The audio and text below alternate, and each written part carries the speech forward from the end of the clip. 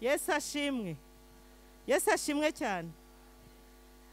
Ni umunezero mwinshi ngira ngo umuyobozi wa gahunda Cidikoni umushumba wacu yabivuze, bose babivuze yuko twongeye kugirirwa ineza, tukaba twongeye kurebana amaso ku yandi twicaye mu nzu y'Imana. Haleluya.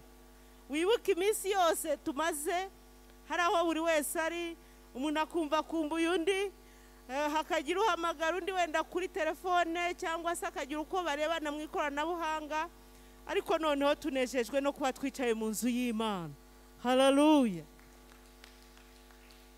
Nagerageje gukurura,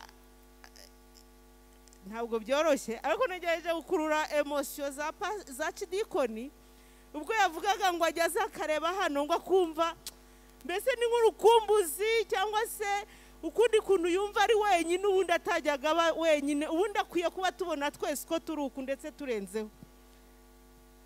Ariko uyu munsi ngira ngo yanezerewe, natwe turi kubibona. Amina. Natwe rero mureke n'ukuri tuzamurira Imana yacu icyubahiro yuko yongeye kuturemera ibi bihe. Turakomeje mu rugendo rwacu rw'iminsi 40 kandi dukomeje gusaba Imana kugira ngo idushoboze. Turi mu ntego nziza cyane ivuga ngo mwese abarushe n'abaremerewe nimuze munsange ndabaruhura, niko umwami wacu Yesu Kristo atubwira. Haleluya. Umushumba yavuze ngo nze gukomereza, banze yavuze ngo mfunduriraho umuvugabutumwa mukozi w'Imana watubwirije ubushize yapfundikiye. Ubundi biragoye gupfunduriraho Marita yapfundikiye, ariko yatubwiye amagambo meza cyane.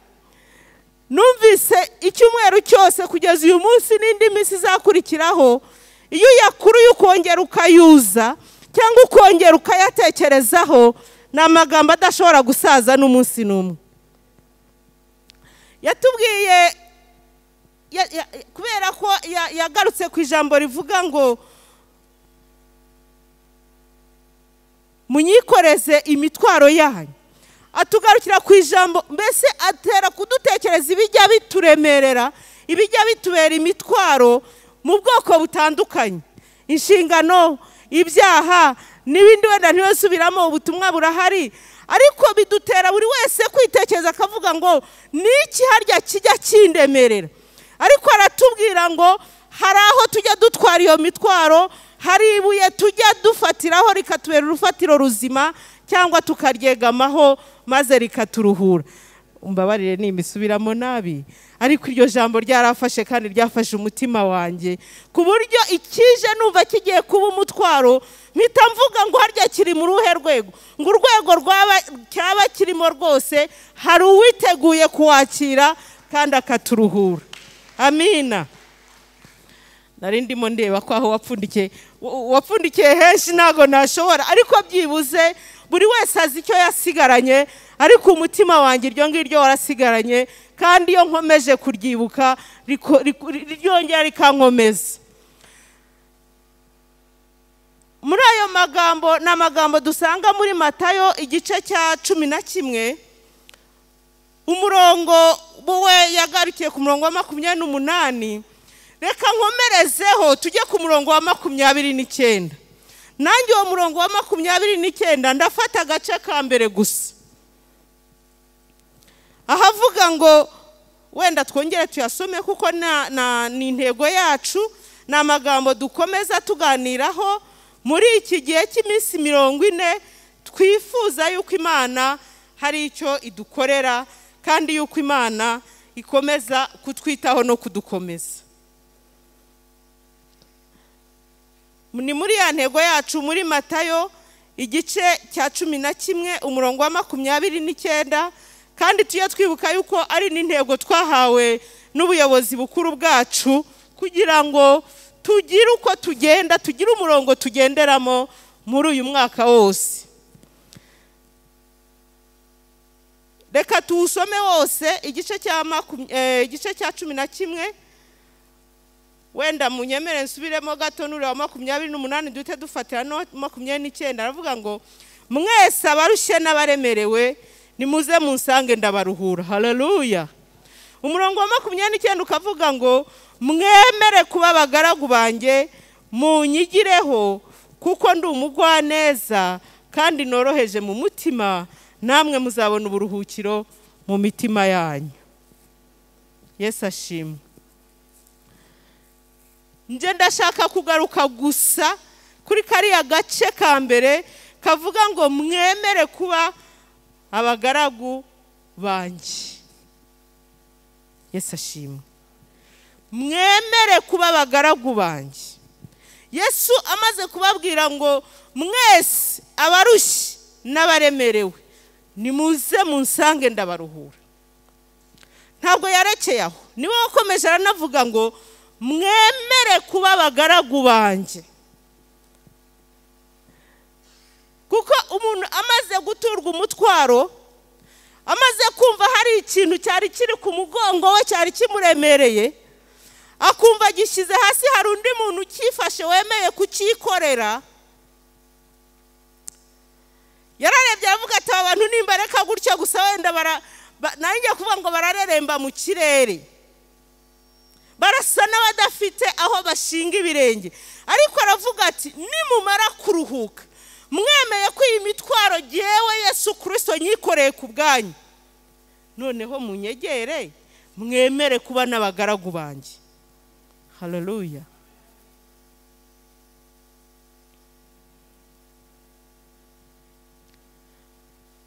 Niyo mpamvu intego y'uyu munsi cyangwa se ijambo ry'uyu munsi nshaka ko tugaruka ku ijambo rivuga ngo twemere kuba abagaragu beza ba Yesu. Haleluya. Twemere kuba abagaragu beza. Ndaza gusobanura impamvu nsindagiye ku ijambo beza kandi ba Yesu.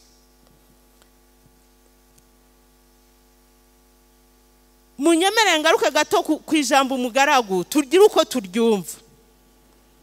Ubundi iyo uvuze umugaragu cyangwa se mu bihe bya kera uko ariho bakundaga kubikoresha, yabaga ari wa muntu uba mu rugo rw'undi, cyane cyane ibwami cyangwa se wenda ku mutware runaka, ariko reka tuvuge cyane cyane ibwami, akora imirimo itandukanye ikorerwa nyir'urugo cyangwa se ikorerwa ibwami, afite inshingano runaka agomba gukora,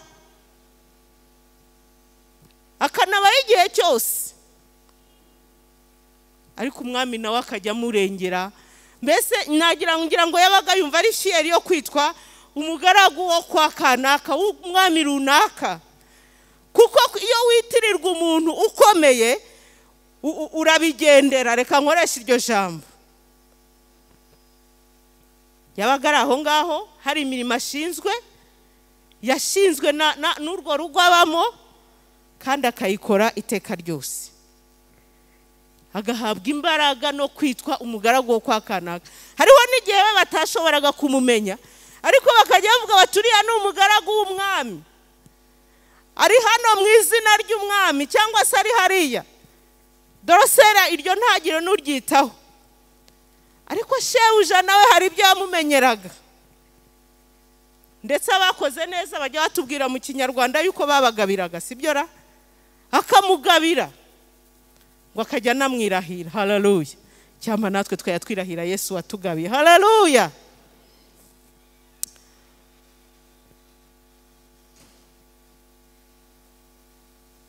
Ijambo ry'Imana iyo turisomye hari n'abandi dusanga nabo baragiye bakajya bitwa abagaragu b'Imana. Tuvuge nka Dawidi, usanga bavuga ngo umugaragu w'Imana Dawidi, umugaragu w'Imana Aburahamu, kuko hari uko abo nabo bemeye kwitwa izina ry'uwabahamagaye, bemera gukora inshingano z'uwabahamagaye, bemera kugenda nk'uwabahamagaye. Nabo baba fiyeri yo kwitwa abagaragu b'umwami cyangwa se abagaragu b'Imana. Hari ibyarangaga uwo mugaragu. cyangwa hari ibintu biranga byagombaga kumuranga mu myitwarire ye, mu mibereho ye hahandi yabaga ari.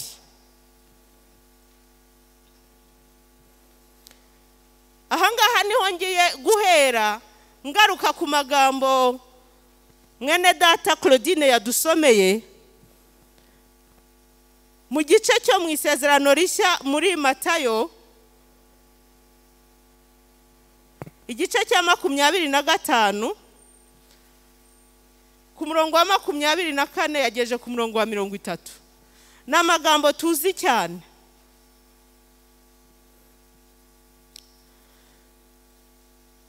Muri iki gice ni igice kitubwira abagaragu bari batatu ngo umwami cyangwa se ntabwo ari umwami, shebuja ngo yaragiye mu gihugu cya kure, asiga aravuga ati reka n'ubundi abagaragu banjye mbasigire ubutunzi bwanjye.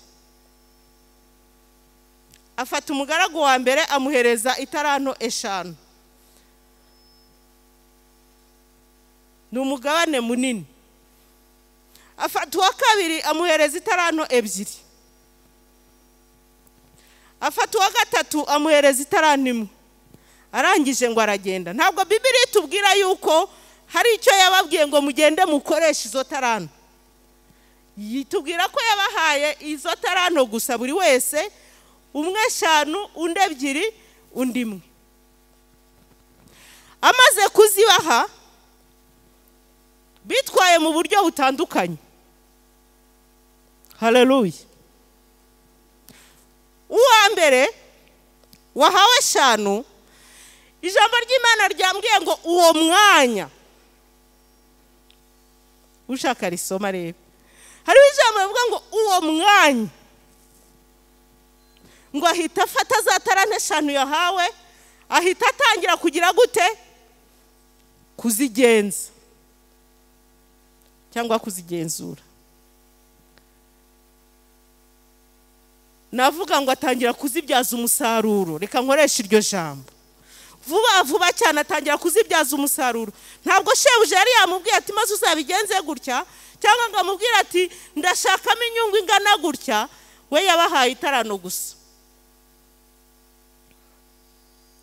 Mu mwanya muto, mu gihe gito abatangiye kuzikoresha. Bibiliya yatubwiye ngo abyazamo izindi 5. Uwa kabiri nawe agira vuba ngo nawe ahita atangira kuzigenzura, nawe avanamo izindi taranto 2. Ni ukuvuga ngo uwa mbere agira 10, uwa kabiri agira 4. Igihe kiragera uwabahaye itaranto aragaruka. Agarutse buri wese ajya kumurika. Uwa mbere arihuta amurikira shebuja itaranto 5 yamuhaye n'izindi 5 yabyajemo. Uwa kabiri nawe aza yihuta amurika itaranto 2, amurika n'izindi 2 yavanyemo, amuhereza itaranto 10 enye.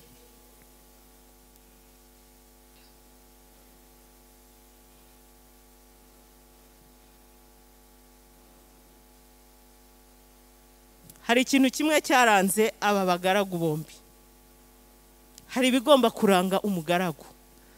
Hari ibintu nka 4 shaka yuko tugarukaho biranga umugaragu. Icyambere agomba kugira umwete. Yesu ashimwe. Agomba kuba umugaragu w'umwete. Uwo mwanya ahita amenya icyo gukora. Nta nibisobanuro byinshi shebuja yari yabahaye, ariko ahita ajya ku murimo. Haleluya. N'uwa kabiri niko byagenze. Nakunze cyane uko kuntu bakoranye umwete. Ntabwo bagiye gutekereza ngo ese ubu ngubu aho none nituzicuruza, aho none nitujya kuzigerageza tugahomba, databuja azatugenza ati. ese ko atatubwiye uburyo tubikora tubigenze gute? Oya, uwo mwanya bahise batangira gukora akazi. Umugaragu mwiza agomba kurangwa n'umwete.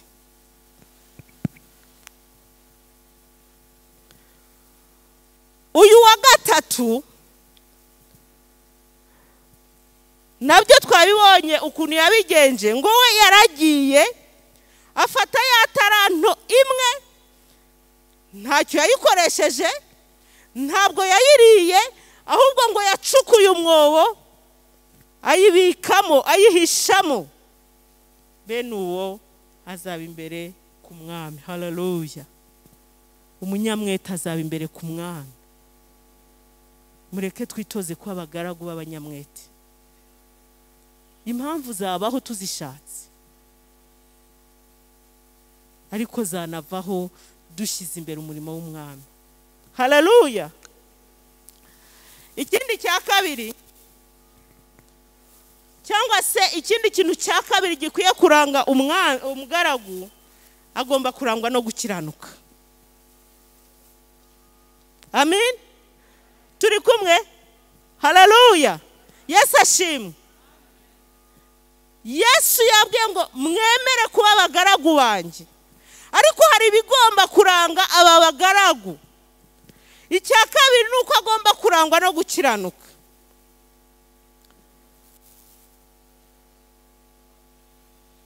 Iyo turebye bariya bagaragu babiri ba mbere, babyaje umusaruro za taranto bahawe,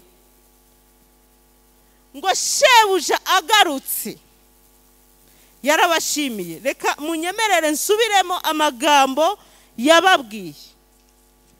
Yarababwiye ngo ari uwa mbere ari n'uwa kabiri, ku murongo wa 21 avuga ngo shebuja aramubwira ati, nuko mugaragu mwiza ukiranuka. Haleluya. Cakarongo ku ijambo ukiranuka. Nuko mugaragu mwiza ukiranuka. Ngo wakiranutse mu biki? Nubwo itaranto zare 5 gusa, nubwo itaranto zare 2, ariko ibyo ngibyo wabikiranutsemo, nzakwegurira byinshi, injira mu munezero wa shobuja. Haleluya. Umugaragu agomba kurangwa no gukiranuka. Yaba afite byinshi, yaba afite bikeya, yaba yaragijwe byinshi, yaba yaragijwe biki, agomba kurangwa no gukiranuka. Kandi reka mbabwire, ibi tubirebe nk'abantu b'Imana bari mu murimo w'Imana, ariko tunabirebe no mu buzima busanzwe bwa buri munsi. Aho uri hariya mu nshingano zinyuranye ufite, mu kazi kanyuranye ufite, kaba ari ak'umukoresha wawe, kaba ari akawe ku giti cyawe, waba uri mu rugo, waba uri ahandi hose, ni ukuri iyo twibutse ngo hari databuja dukorera, iyo twibutse ngo hari aho duhagaze, tugomba kurangwa no gukiranuka. Haleluya. Uko gukiranuka hari ibintu bitatu bikomeye kuduhesha cyangwa se kutuviramo. Icya mbere,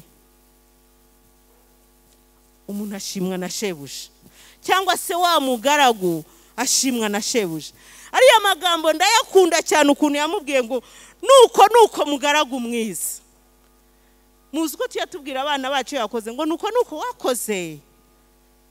Uriya mwana biramuryohera, ahita agenda yiruka, niyo hari abandi akavuga ngo nguzi ukuntu papa mbwiye, nguzi ukuntu mama mbwiye. Noneho wahamagara uti ninde natuma, ngo ndahari bari gutuma. Haleluya. Cyangwa ngo tube nk'abo bana bato cyane banezezwa nuko ababyeyi babahamagara. Avuga ngo nuko mugaragu mwiza. Haleluya. Nuko mugaragu mwiza. Kwa gukiranuka kw'aba bagaragu babiri kwabahesheje gushimwa na shebuja. Ikindi bituma bumwiringirwa.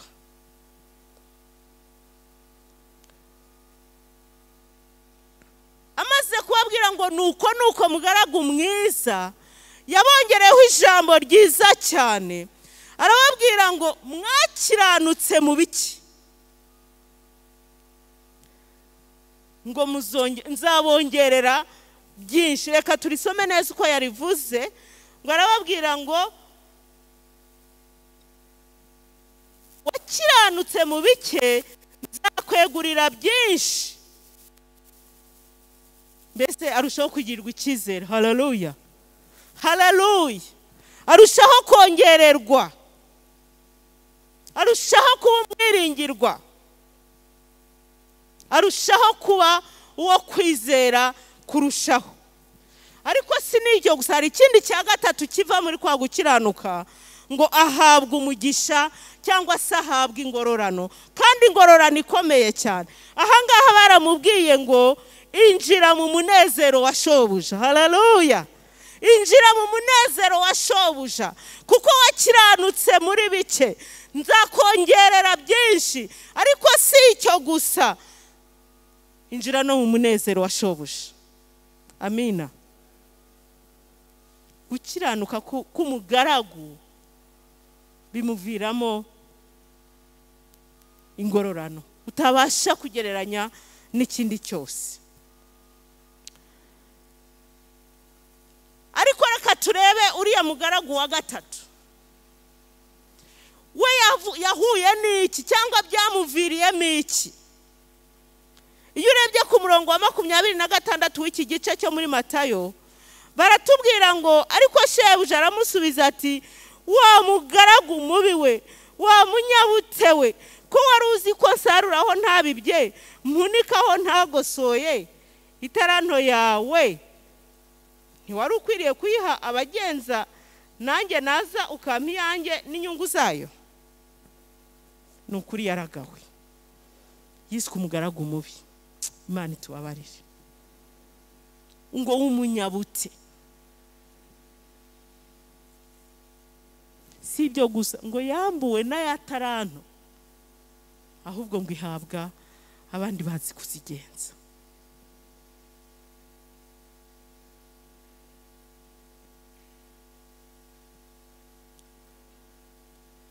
Haleluya. Turi kumwe? Turimo turareba umugaragu wa wundi Uwiteka Yesu arimo atubwira ngo mwemere kuba umugaragu wanjye, mwemere kuba, wemere kuba umugaragu wanjye, mwemere kuba abagaragu banjye. Ariko tuba abagaragu be bameze gute? Bakiranuka. Haleluya.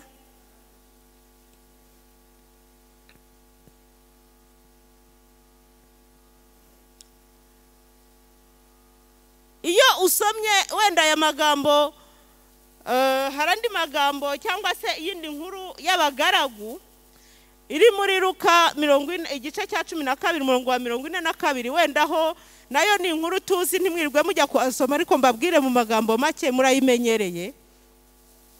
Naho Yesu yararimo abaganirira ku murongo wa 42, baravuga ngo Yesu arabasubiza ati, aramusubiza ati, ninde gisonga gikiranuka cy'ubwenge shebuja azasigira abo mu rugo rwe ngo abagerere igerero igihe cyaryo? Ku murongo wa 43 akavuga ngo hahirwa uwo mugaragu shebuja azaza agasanga abikora. Haleluya. Akora ibiki?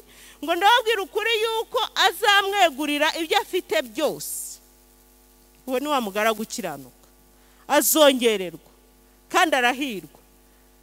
Ariko uwo mugaragu niyibwira ati, databuja aratinze, agatangira gukubita abagaragu n'abaja no kurya no kunywa no gusinda, shebuja w'uwo mugaragu azamutegereje, igihe atazi azamucamo kabiri, amuhanane n'abakiranirwa.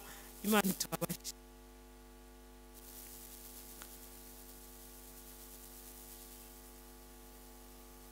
Iyi nkuru inteye kujya ku ijambo rya gatatu cyangwa se ku kindi kintu cya gatatu gikwiye kuranga umugaragu, ngo akwiye kuba w'ubwenge cyangwa se kuba afite ubwenge. Ku ijambo ry'Imana yambwiye ngo ninde gisonga gikiranuka cy'ubwenge shebuja azasigira ibyo mu rugo.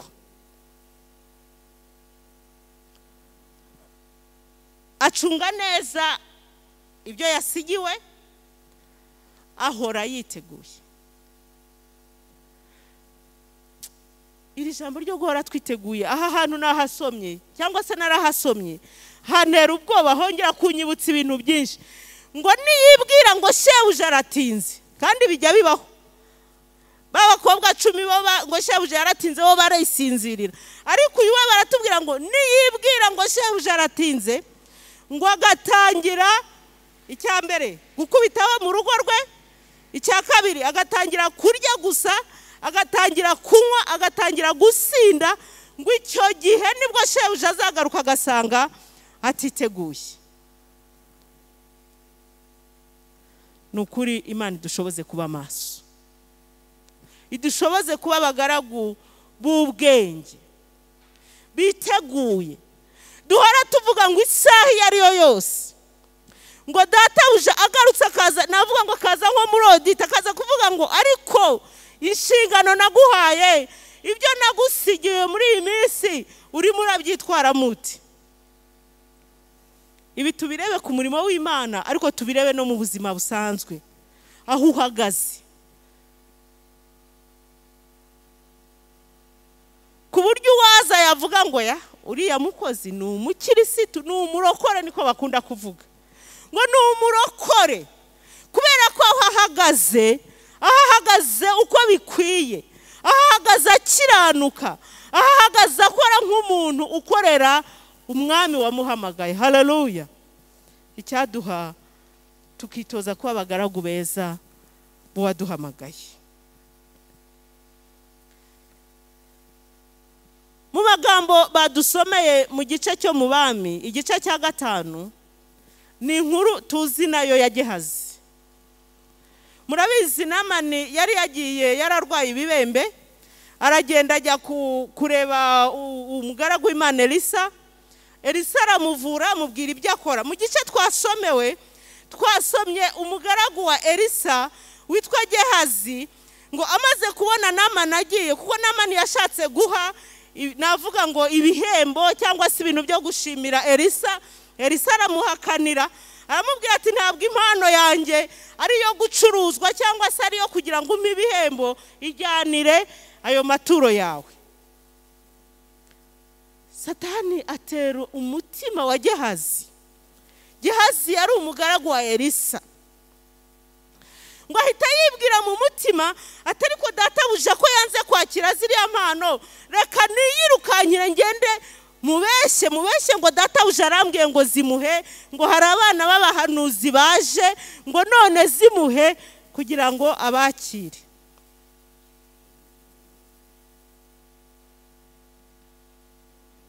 Arirukanka arabikora, ndetse Namani abonye umuntu wamwirukaga inyuma, arahagarara ngo ava mu igare rye. Ubwo yaravuze atubanze Elisa hari icyo ashaka, hari icyo antumyeho. Ahageze undi aramubwira ati databuja arambwiye ngo ibi n'ibi. Namani yari azifite, ahubwo ngo amuha n'ibirenze ibyo, atakira bijyana. Undi asubiraho yihuta, aragenda abishye. Ngo ageze ku musozi nyine abwira abagaragu bari bamutwaje, ngo babandi bari bamutwaje ibintu ngo nibisubirireyo, arabijyana. Umva ikintu giteye agahinda. Elisa yaramubajije, ariko Gehazi uvuye he?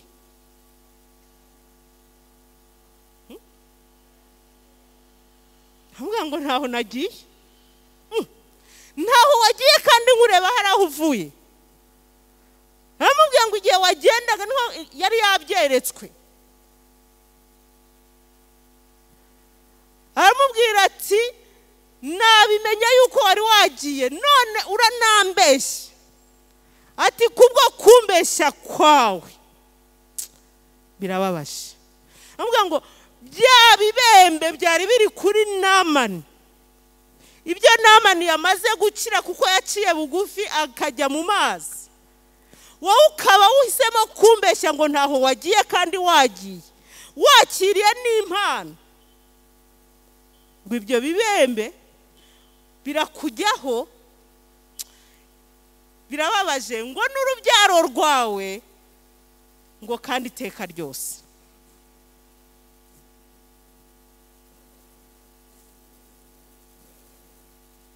Umugaragu w'Imana yirinda kubeshya, yirinda kubeshya.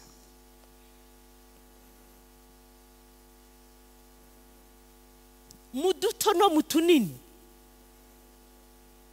Iyo tugeze ku ijambo ryo kubeshya njya ngira ubwoba cyane, njya ngira ubwoba cyane. Hari ibintu dufata nk'ibyoroshye ariko nibaza ko imbere y'Imana iyo irimo ibireba igeraho ikatugaya. Muzi izi telefone dufite njye zijya zintera ubwoba. Eka mbaho urugero rw'uwabeshye ne kuvuga ko twe twabeshye. Usanga yarabeshye aze gupfukama imbere y'Imana asaba Imana imbabazi. Umugabo yicaye muri taxi irimo ijya mu Bugesera. Umuntu aramuhamagara aramubwira aturihe ko nagushakaga. Gushanga ubu ngubu ngo ngeze Muhanga ndimo ndajya mu Majyepfo.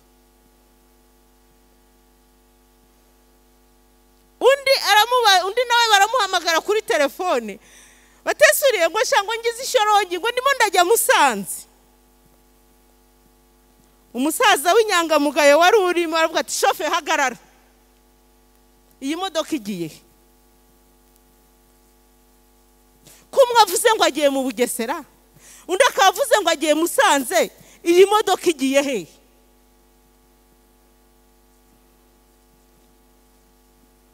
Si kuri telefone. Twe ntitujya tubeshya se kuri izi telefone.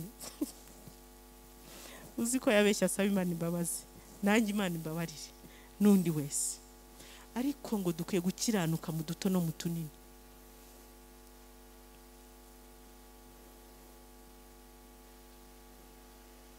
Dukwiye gukiranuka mu duto no mu tunini.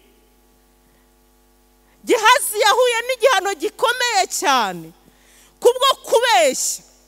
Iyo apfa guhita avuga ati data mbabarira we, nagize umururumba, nashatse gufata ziriya mpano mbabarira. Ariko avuga ngo ntaho nigeze njya. Uwiteka tubabarire. Haleluya, haleluya. Yesu ashimwe.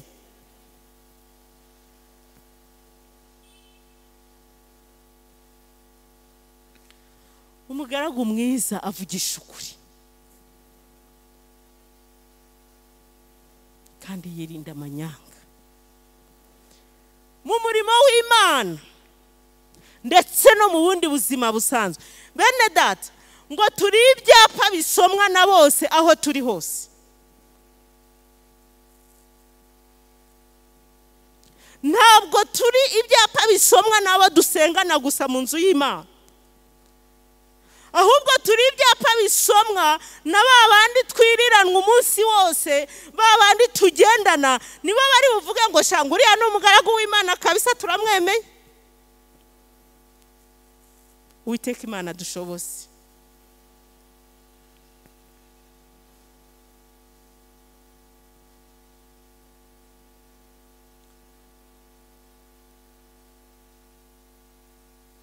Ngira ngo ni kenshi iyo turi gusenga Imana tuyibwira ngo Mwami Imana ngo abagaragu bawe ndetse n'abaja bawe. Abaja ubwo baba bashyize muri femine abari igitsina gore, ariko ntimukavuga abajakazi. Nta bajakazi babaho, habaho abaja n'abagaragu. Umujakazi ubugize icyo twakwita double feminisation. Ni nko kumugira umugore kabiri, ikigore kabiri cyawo. Izo mvugo nazo tuye tuzitaho. Nta mujakazi waho, habaho abaja n'abagaragu b'Imana. Haleluya. Iri jambo cyangwa se kuguhamagara k'Umwami wacu Yesu Kristo hari icyo dushakaho. Atubwira ngo nakunze ko rikurikira ari amagambo ambwiye ngo mwese abarushe n'abaremerewe muze mbature imitwaro.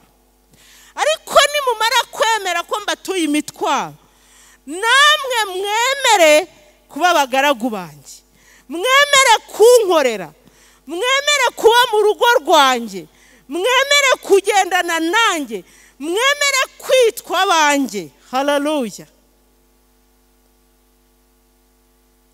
Hanyuma icyo nikirangira, wamaze kuvuga ngo Mana, nyuma y'uko mbohowe nanjye nemeye kuba umugaragu wawe. Haleluya. Ariko nimba tumaze kwemera kwitwa abagaragu bayo, hari uko tugomba kugenda, kuko icyo gihe duhita twinjira dufatwa n'ijambo ry'Imana rivuga ngo ntabwo turi abacu ngo twigenge. Haleluya. Ngo twaguzwe amaraso y'igiciro cyinshi. Hari uwadukoye, hari uwatuguza amaraso y'igiciro cyinshi.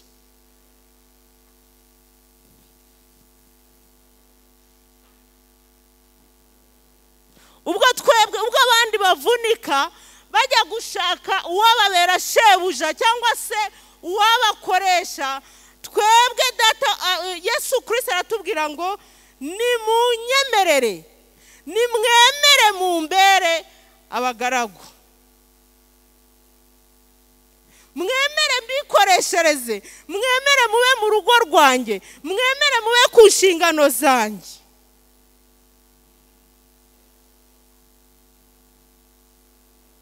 Ariko ku murimo wa databuja hari bigomba kuturanga. Ndimo ndaganisha ku musozo. Ku murimo wa databuja waduhamagaye, akemera kwikorera imitwaro yacu, akemera kutubwira ngo mwese abarushye icyaba kituruhije cyose, akavuga ngo mukinzanire. Hari uko tugomba kwitwara kuri uwo murimo wa databuja. Icya mbere, duharanire kuba abagaragu beza. Haleluya. Babandi bakiranuka, ngo bakiranuka mu gato no mu kanini, ntabwo byoroshye ariko birashoboka. Nimba hari umugaragu wasigiwe itarane 5 akavanamo 10, yaza akazimurikira shebuja,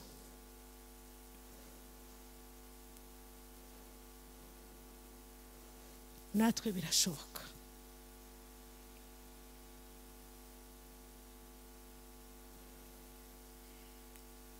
Tumwemerere gusa, dusabe ubwenge, duhitemo gukiranuka.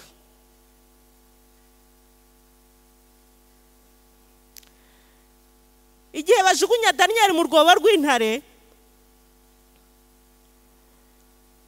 bijya bintangaza ngo umwami yarazindutse mu gitondo cya kare, kandi yari yafashe uwo mwanzuro, ngo aragenda amuga ati, mbe Daniel mugaragu w'Imana isumba byose, uracyari muzima? Daniel yamubwiye ijambo ryiza cyane. Yaramubwiye ngo uza kwashaka asome nyuma, ni mu gice cya 6 cya Daniel, umurongo wa 21 kugeza ku 23. Ariko reka nsome umurongo umwe gusa. Ngo Imana yanjye yohereje marayika wayo abumba iminwa y'intare, ntacyo zantwaye, kuko nabonetse imbere yayo ntafite icyaha, kandi nawe Nyagasani ntacyo nagucumuyeho. Ngo kuko nabonetse imbere yayo ntafite icyaha. Imana yabumbye iminwa y'intare mu gihe bari babajugunye mu rwobo rw'intare. Haleluya. Imana yabumbye iminwa y'intare kubwo gukiranuka k'umugaragu wayo, ubundi zagombye guhita zibamira. Ariko ngo kuko atagaragayeho icyaha n'umugayo imbere y'Imana, Imana yabumbye iminwa y'intare. Haleluya. Igiye ibumba, nitwemera gukiranuka, nayo ikitamurira ikavuga ngo kuko bemeye kumbera abagaragu banjye, nanjye ndababera shebuja uhahagarara mu gihe gikwiriye. Haleluya. Hari aho biba ngombwa ko databuja wa wundi dukorera, wa wundi twavuze ngo ntituzakuvaho, yitamurura akavuga ngo ndamuzi, ngo ni umugaragu wanjye, ngo nanjye ndahahagarara kandi akahahagarara. Haleluya! Ntabwo adutura imitwaro gusa ngo arekeraho, ahubwo aravuga ngo noneho muze tugendane, muze mube mu rugo iwanjye, ibindi nzabyikorera. Amina. Mureke twemere kuba abagaragu waduhamagaye, kandi abagaragu beza.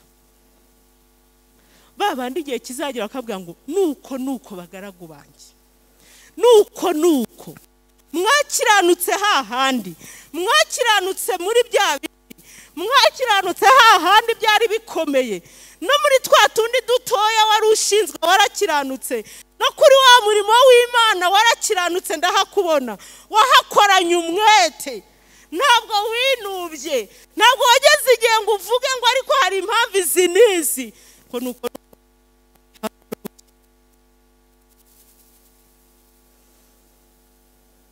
Amina. Amina. Uwiteka Imana dushoboze. Ntabwo turi abacu ngo twigenge, hari uwaduhamagaye. Turi mu gihe cyo kwibuka yuko yikoreye imitwaro yose, yikorera ibyaha byacu, yikorera bya bindi byatuvunaga, ariko kugira ngo natwe twemere tumubere abagaragu, ntitumukoze isoni, ntitumukoze isoni, ahubwo turi tumubere abagaragu beza. Reka nsoreze ku ijambo nkunda cyane. Tujya duhabwa promosiyo iyo twabaye abagaragu beza. Haleluya. Muri Yohana ibice 15 umurongo wa 15, Yesu yageze yari magana n'abigishwa aravuga ngo sinkibita abagaragu banjye, ngo ahubwo ngo kuko umugaragu atazi icyo shebuja akora, ngo ahubwo mbise inshuti zanjye. Haleluya. Haleluya. Nuko hari igipimo bari bagezeho babana nawe, bamukurikira, bagenda bamwigiraho, maze mbere yuko atandukana nabo arababwira tumva ati noneho sinkibita abagaragu banjye, kuko mwamenye icyo shobuja ashaka, kuko mwemeye kugendana nanjye iyi nzira yose, ngo ahubwo mubaye inshuti zanjye. Iyo si promosiyo? Iyo si promosiyo? Niyo kuva ku bugaragu ukagenda ukaba inshuti.